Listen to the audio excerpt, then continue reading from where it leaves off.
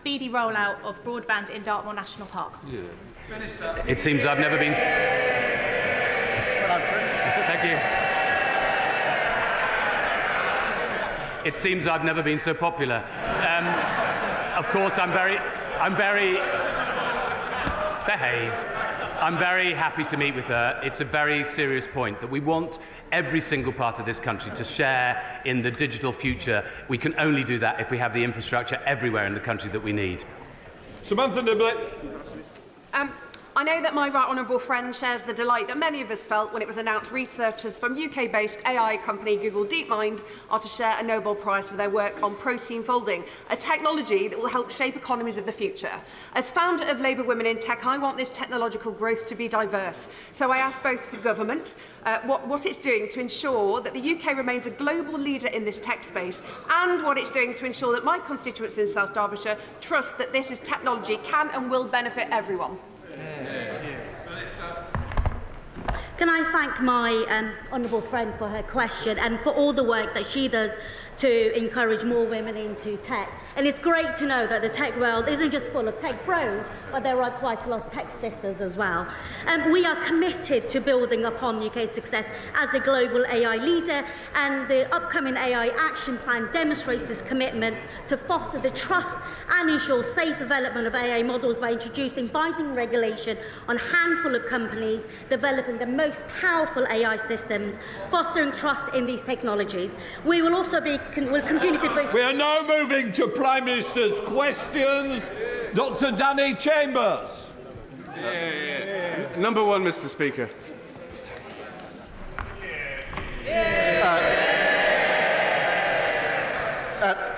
Thank you, Mr. Speaker. Alex Salmond was a monumental figure in Scottish and UK politics. He leaves a lasting legacy, and I know that the deepest condolences of the whole House are with Moira, his family and his loved ones. Mr. Speaker, this week we also remember our colleague and friend, Sir David Amess, whose kindness and commitment to public service continues to inspire us all. And I know how deeply this was felt on the benches opposite, and I'm so glad that his plaque is here in the House with us.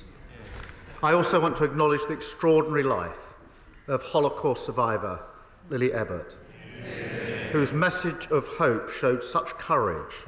May her memory be a blessing. Mr. Speaker, we also extend our sympathies to the family of General Sir Mike Jackson. He was an inspirational leader of the British Army and served with distinction. Mr. Speaker, I know the whole House will join me in wishing the best of luck to the new England manager, Thomas Tuchel. I won't hold his old job against him, but I wish him well in the new one.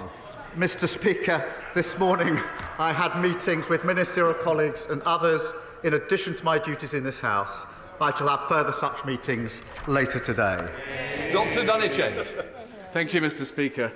In last week's maternity services debate, we heard of the devastating impact of the removal of consultant-led maternity services from a hospital. Now, under the previous government's unfunded new hospital programme, there were proposals to remove consultant-led maternity services from our hospital in Winchester. Could the Prime Minister reassure me and my constituents that under the new government that consultant-led maternity services and A&E services will remain in Winchester, and will he commit to funding properly the backlog of maintenance that has developed in our hospital in Winchester? Well, I thank him for raising this very important issue and for championing the voices of women in his constituency. We are committed to ensuring that all women and babies receive safe, compassionate and personalised care through pregnancy, birth and critical following months. Reconfiguration of the services, as he knows, is a matter for the integrated care boards, important as it allows decisions to be made locally and tailored to local interests. But all changes should be based on evidence, clinically led and involve engagement with patients to ensure they'll deliver better outcomes. It's a very important issue. Alison Moon. Thank you, Mr Speaker. Whitby Interactive has provided inclusive play schemes and holiday activities for children and young people with special educational needs and disabilities for 26 years. It has been a lifeline for families continually failed by Conservative governments. But Interactive is set to close due to a funding shortfall. Does the Prime Minister agree with me that action to tackle the crisis in SEND provision is urgently needed and that charities like Interactive deserve our support more than ever? Yes, I do, and I know this will be a concerning time for families who rely on the brilliant work of Whitby Interactive. Children with special educational needs and disabilities have been failed for too long, and this comes up repeatedly in this House, with parents struggling to get their children the support that they need and that they deserve. We must raise the standards for every child so they can succeed in education. We will fix the foundations, Mr Speaker, and ensure every child can achieve their potential. Leader of the Opposition, Rishi Sunak. Can I join with the Prime Minister's words of tribute to Alex Salmond and the Holocaust survivor Lily Ebbert, and thank him for his kind words about Sir David Amess. We remember him fondly, and we will be thinking of all their families at this moment. Mr Speaker, this week China has carried out unwarranted, aggressive and intimidatory military exercises in the Taiwan Strait. Our allies are rightly concerned. After worrying reports that the government may have intervened to stop a visit to the UK by the former Taiwanese president, can the Prime Minister confirm that the Foreign Secretary will use his meetings in Beijing this week to condemn China's dangerous escalatory acts in the Strait? I thank him for his question. The continued military activity in the Strait is not conducive to peace and stability in the Taiwan Straits is in all of our interest. On the wider point that he raises, we will cooperate where we can as permanent members of the UN Security Council, issues like net zero, health and trade, compete where we have different interests, but challenge, the point he makes is absolutely right, where it's needed, to protect national security, human rights and our values, and we will put that challenge in. Well, given what the Prime Minister said, and I agree, of course, we must engage, and we should use that engagement for our national interests. I hope that the Foreign Secretary will unequivocally condemn this military escalation and stand up for democracy in Taiwan. Now, the whole House will be concerned about the fate of the democracy campaigner Jimmy Lai. He is a British citizen who has been wrongly imprisoned in Hong Kong for 4 years. The previous government pressured China for his release. Does the Prime Minister agree that this is a politically motivated prosecution and that it is a breach of China's legal obligations to Hong Kong under the Sino-British Declaration? Yes, and this case, as he will understand, is a priority for the government. We do call on the Hong Kong authorities to release immediately our British national, and the Foreign Secretary raised this case in his first meeting with China's Foreign Minister, and we will continue to do so.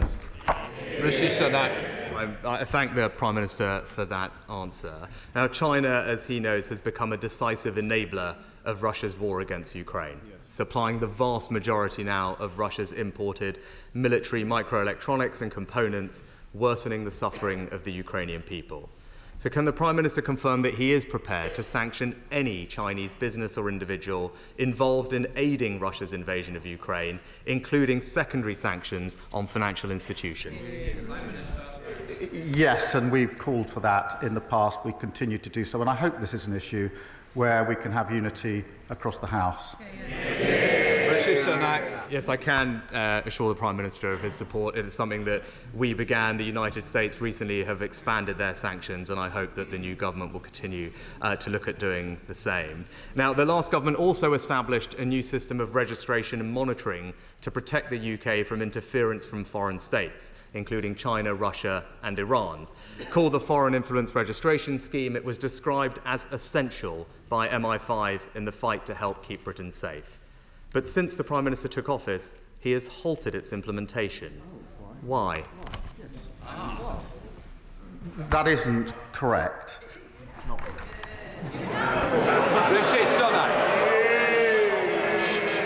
Yeah, well, Mr. Speaker, that is very clearly what the government has said. And only last week he said at the dispatch box that he would give the security forces the powers they need. And if he is going to fulfil that promise, I would urge him to get up to speed on this issue and therefore implement the scheme.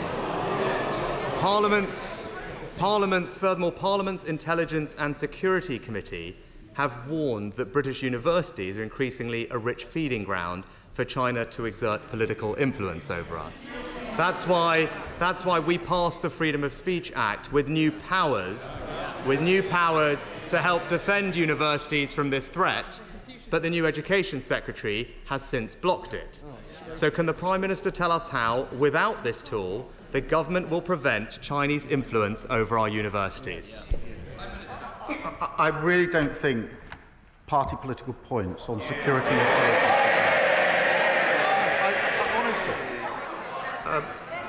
Throughout the last Parliament, we stood with the government on all questions of security and intelligence because it was important to the outside world that we did so. I worked with the security and intelligence services for 5 years prosecuting cases. I know firsthand the work that they do as a lawyer. I've known firsthand the work they do as the Prime Minister. We support them in everything that we do, and he knows that. Mr. Speaker, whether it's the FIRS scheme or the Freedom of Speech Act, these were new tools, new sets of powers that the previous government passed in order to give, whether it's our universities or security services, the powers they need to tackle a growing threat. And we will, of course, continue to support the government in protecting our national security, but do believe on this side of the House that those tools are needed and are concerned by reports that the new government has paused their implementation or indeed scrapped them. But finally, Mr. Speaker, the Chinese government has sanctioned multiple members of our parliament for championing human rights. As a result, they have faced intimidation, abuse and surveillance. And Mr. Speaker, I commend you for your defence of the right of every member of this House to speak out on crucial issues without fear of retaliation from foreign states. Now, I know the Prime Minister will agree with that too.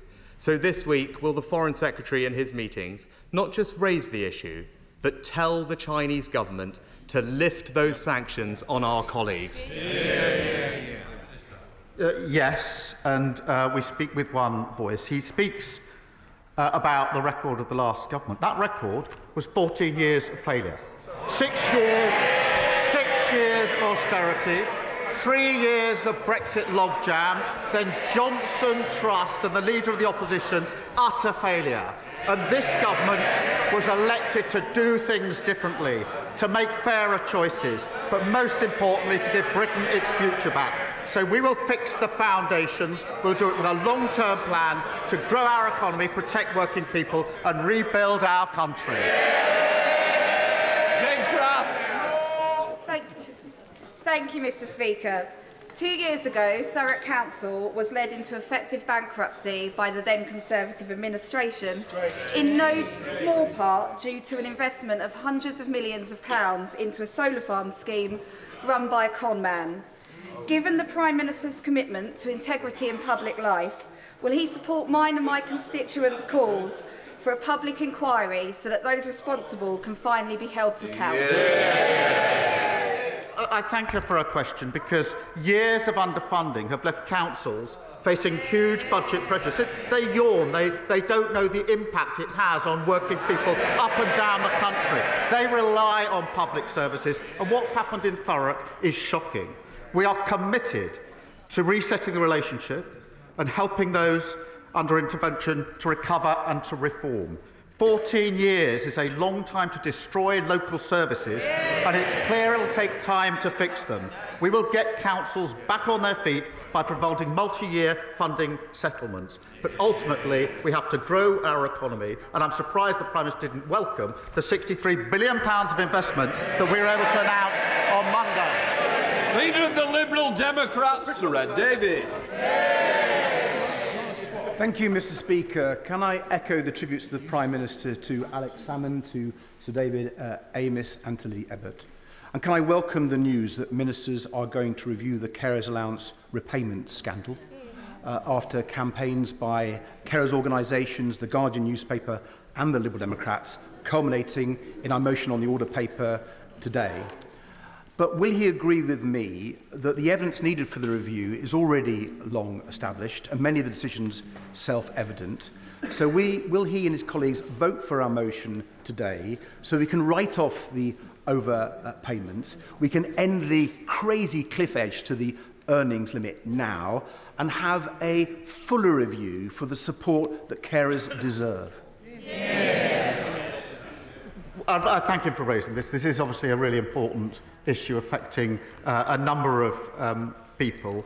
And that's why we've launched an independent review into the carers' allowance overpayments to look at the circumstances of the overpayments, to see what went wrong and therefore what can be done to put it right, because carers must get the support that they deserve. So I'm grateful for him for raising it. I'm glad that we've been able to take this action today to go forward on a really important issue.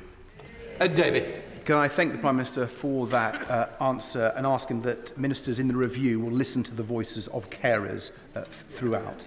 Can I turn to the Middle East now? Israeli Finance Minister Smotrich had said that starving 2 million people in Gaza might be justified and moral.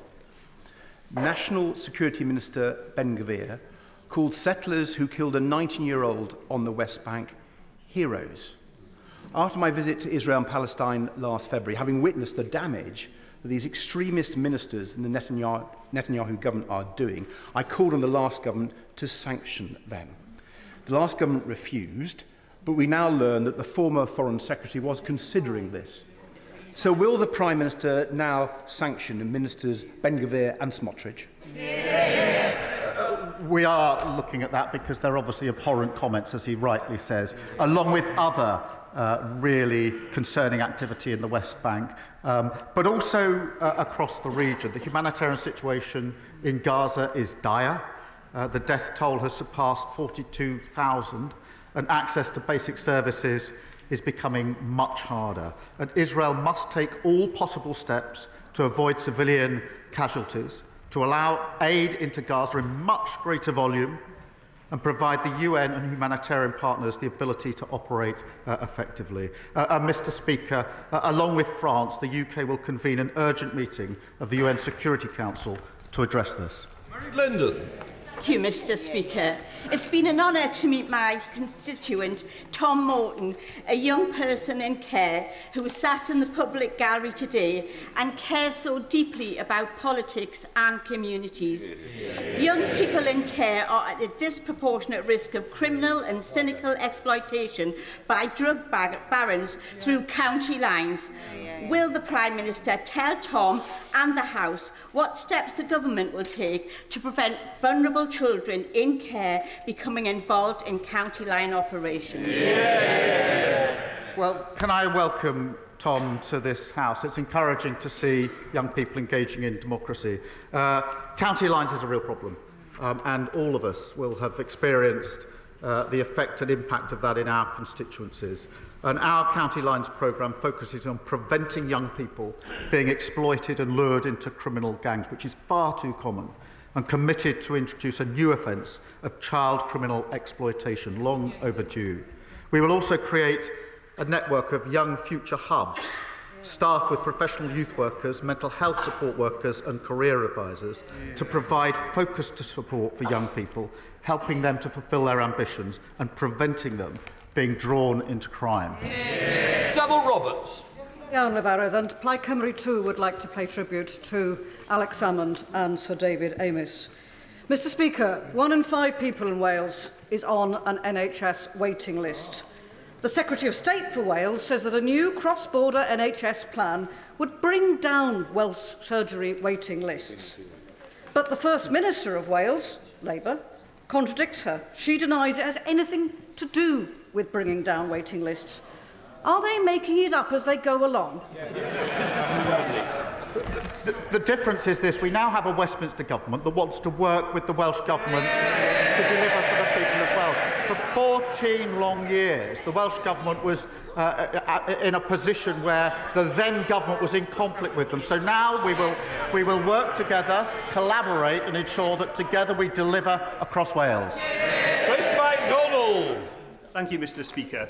Will my right honourable friend, the Prime Minister, join me in praising our Labour Police and Crime Commissioner for Cleveland, Matt Storey, who's working with me to tackle knife crime, drug crime and antisocial behaviour in Stockton North, and assure my constituents that under this Labour government we'll see more police officers in Stockton and Billingham. Well, I welcome his work with the new Labour Police and Crime Commissioner. And it's sad to say that in Cleveland, full-time equivalent police officers fell by over 12% under the last government. When you fail on the economy and growth, those are the types of things that happen across the country. As part of our neighbourhood policing guarantee, we'll put 13,000 more neighbourhood police and PCSOs back on our streets and ensure every community has a named local officer. Through our Safer Streets mission, we will tackle illegal drugs, half-knife crime and crack down on antisocial behaviour and go after the gangs that lure young people into violence. Thank you, Mr. Speaker. As evidenced by some earlier questions, issues surrounding SEND, local government finance and adult social care are issues which affect all of our constituents. And let's be honest, Mr. Speaker, for too long, both parties have ducked and dodged taking the difficult but necessary decisions. In order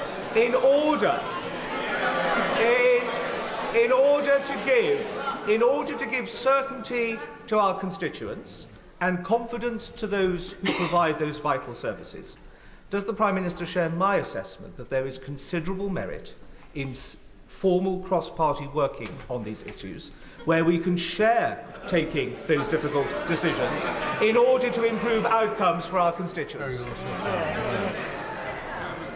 Well, I am grateful to him for raising this question about SEND, because it is a really important issue, and I think this is the fourth time in two Prime Minister's questions where it's been raised on both sides of the House. I quibble with his suggestion it's both parties, since his party was in power for 14 years. But the spirit in which he puts this forward, that this should be cross-party, is something that we should take up, because it's such an important issue. It affects so many children and parents, and therefore, notwithstanding the quibble, I'm very happy to work across the House on an issue as important as this. Katrina Murray.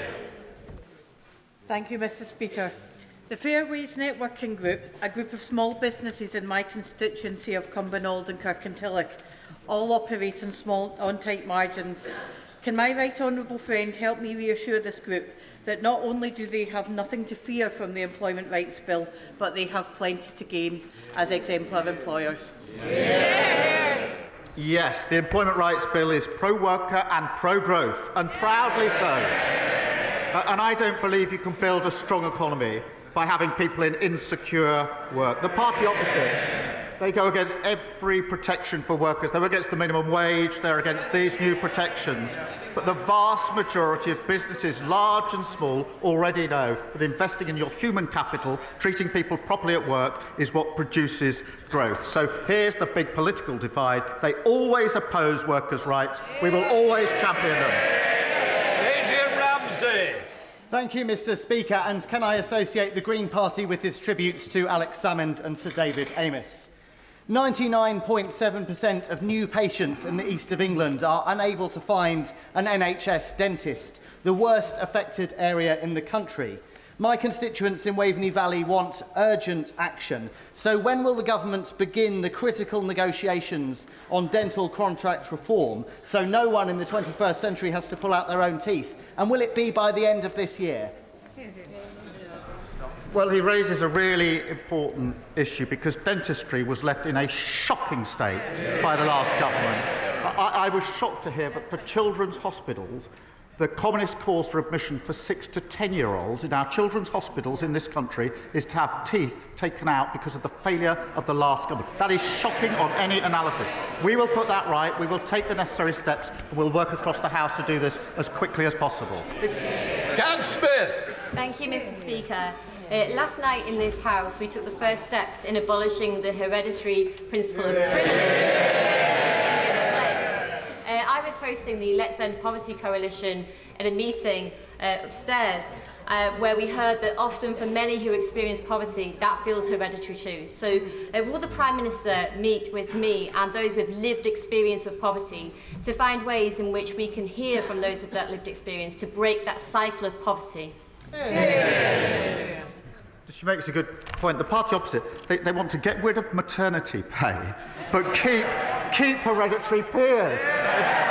It's the same old Tories. But, you know, the letters, this is an important issue that she's raised. The letters are honest, powerful and important. And I think they hold up a mirror to our country. We will deliver a budget that drives economic growth, improves the lives of working people, fixes our public services and rebuilds our country with a decade of national renewal. Davies! Diolch Llefarydd. My constituent Jeanette Crawford suffers from ME and chronic pain. The cold, damp conditions of a Welsh winter are going to mean a lot more muscle soreness and fatigue for her. She's lost her winter fuel payments due to having a very small savings pot. With 86% of pensioners in poverty or just above that line to miss out in Wales, will the Prime Minister establish a social energy tariff to help people like Jeanette? Yeah. On this issue of winter fuel payments, we have inherited a £22 billion black card. They should be apologising, not groaning, for leaving the country in such a state.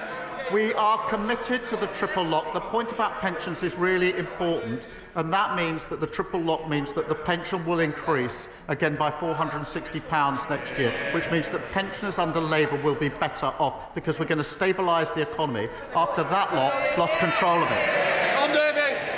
Thank you, Mr. Speaker. In Britain, the biggest killer of men under 50 is suicide. We have some of the worst paternity leave in Europe, and boys are 50% less likely than girls to pursue higher education. I know that my right honourable friend takes this very seriously, and his commitment on reducing suicide rates is very welcome. Can the Prime Minister update the House on this work, and does he agree with me that it is vital that we tackle these issues head-on because of the increasing alienation and mental health issues amongst young men? I thank you for raising this vital issue. The statistics on male suicide are truly shocking. I went to an event just a few years ago here in this place where everyone in attendance was asked if they had lost someone to suicide, and I then reflected on my own experience, which was profound. As it was, I could see, for everybody across the room, and will be across this House. So reducing deaths from suicide is a vital part of our health mission. We're recruiting an additional 8,500 mental health workers, specially trained to support people at risk of suicide, to provide faster treatment and ease pressure on our services. Thank you, Mr. Speaker. Group Captain Lizzie Nichol had an exemplary career with the RAF until she was forced to resign for refusing to implement illegal recruitment orders. Despite inquiry after inquiry vindicating Lizzie, on every count the RAF and MOD have failed to offer her fair compensation, and those responsible have walked away. Shamefully, during the Purdah election period, in what I believe was an attempt to subvert ministerial oversight, she was offered a derisory £2,000 by officials. I have documents proving beyond doubt that the former Chief of the Air Staff lied to the then Defence Secretary about her case. The Prime Minister says he believes in righting wrongs, so will he meet with Lizzie and help ensure that those responsible do not just walk away and that Lizzie gets the justice that she so very much deserves? I thank her for raising what is obviously a very important case, and she's right to do so. I'm not across the individual details of it, but it obviously does need to be looked into. So we will commit to look into it, and I will make sure that she gets a meeting with the relevant minister to lay out such details as she has and to get some answers as to our inquiries. Jake Richards. Mr. Speaker, children's social care in this country is now in crisis.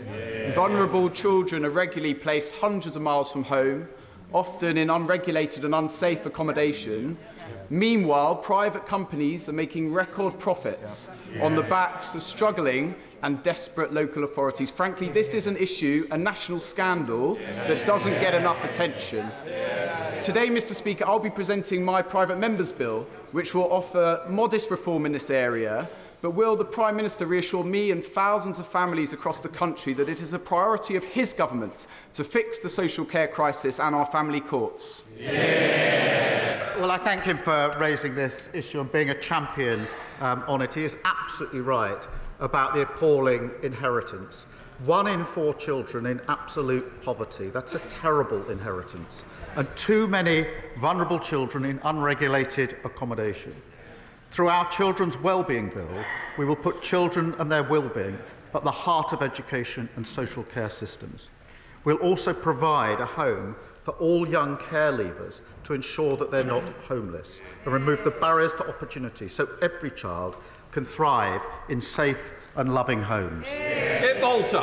Mr. Speaker, during the election campaign, the now Prime Minister made a hell of a lot of promises, some of which I'm sure he will remember. Of particular importance to my constituents in Andover, North West Hampshire, was a promise made on the 18th of June during a campaign visit to Basingstoke, when he made an unequivocal, unconditional commitment to rebuild our local hospital. Mr. Speaker, is this a promise on which we can rely? Mr. Speaker, firstly, I'm grateful to him for raising this because it's obviously of huge importance to his constituents and his right to do so. We are reviewing, as he knows, the programme. The programme that the last government put in place for 40 new hospitals had a number of flaws. They weren't all hospitals, they weren't new, and they weren't funded, so we're reviewing it. But what I will say, no, but he's right to raise this, and I will make sure that he has a meeting with the relevant minister to discuss the particular development in his constituency. It will matter to his constituents who are listening to this, and it's important they know where the failure lay. Mr. Speaker, I welcome the government's historic investment in carbon capture and storage technology for Teesside and Merseyside. This week I've been at the sector's conference, and the feeling there is that this is a government delivering after years of delay. Will the Prime Minister recognise the unique potential that Teesside has for jobs, prosperity and economic growth into the future? Yes, and Mr. Speaker, you will have observed that on Monday we had a very successful investment summit, £63 billion coming into this country, jobs in every part of the UK, and a very clear message from business that they were prepared to invest now under this new Labour government. Part of that was £22 billion commitment to CCUS, creating the first clusters in the world, including, as he points out, in the various parts of the country. So we'll support these jobs, we'll support these investment, we will grow our economy and rebuild our country. Thank you, Mr. Speaker. North Cornwall is an amazing place to live and work, but a top-down approach from Westminster has failed us. Public services are chronically underfunded, young people forced to move away to pursue careers elsewhere, and affordable housing is a promise that's simply never kept. Will the Prime Minister meet with all 6 Cornish MPs to discuss devolution for Cornwall, with a Cornish Assembly that recognises our unique culture, language and national minority status, so we can finally unleash Cornwall's economic potential? I'm grateful to member for raising this. I do believe in transferring power out of Westminster and into the hands of leaders who know their communities best. Those with skin in the game know what's best for their communities. We are already making steps in the South West by signing the devolution agreement for Devon and Torbay. I absolutely encourage local authorities to work with their neighbours to pursue deeper and wider devolution for their area, and I'll make sure that he has the meeting that he's asking for. Final question, Blair MacDougall. As the Prime Minister works for a ceasefire and the return of the hostages, he'll have the support of people across this House. The Prime Minister will have noted the comments from the White House calling for urgent action to deal with the humanitarian crisis in Gaza and for the Netanyahu government to increase access to aid and to the amount of aid getting through. I wonder, does the Prime Minister agree with the comments from the White House and can he tell us what representations he is making on this matter? Yes, I do agree with those remarks, and we are constantly making representations on this with our partners.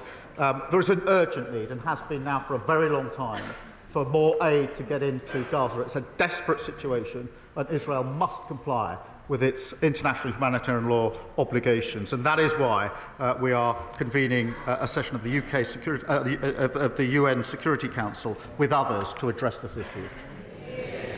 Right, that completes Prime Minister's question.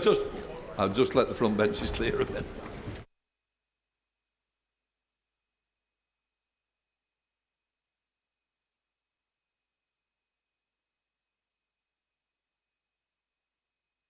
All the best, Rachel.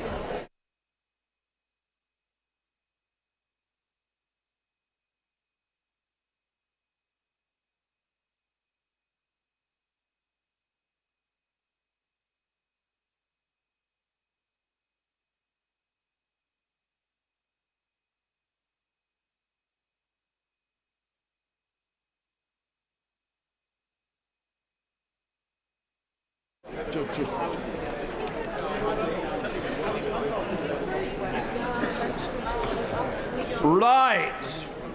Order. I should inform the House that there has been an issue with the publication of the data from last night's division on the reasoned amendment to the second reading of the House of Lords Hereditary Peers Bill. The result of the division is not in doubt. As always, it is determined by the tellers' count, as announced in the Chamber last night. The names of the members recorded on the pass reader terminals were not available at the usual timetable as a result of human error. Those names have now been published on the Commons Votes app and will be available in Hansard online shortly. House authorities are taking steps to prevent this happening again. Right. Sorry. I just need to deal with this one. I think it's Chris Job on the same issue. Sorry.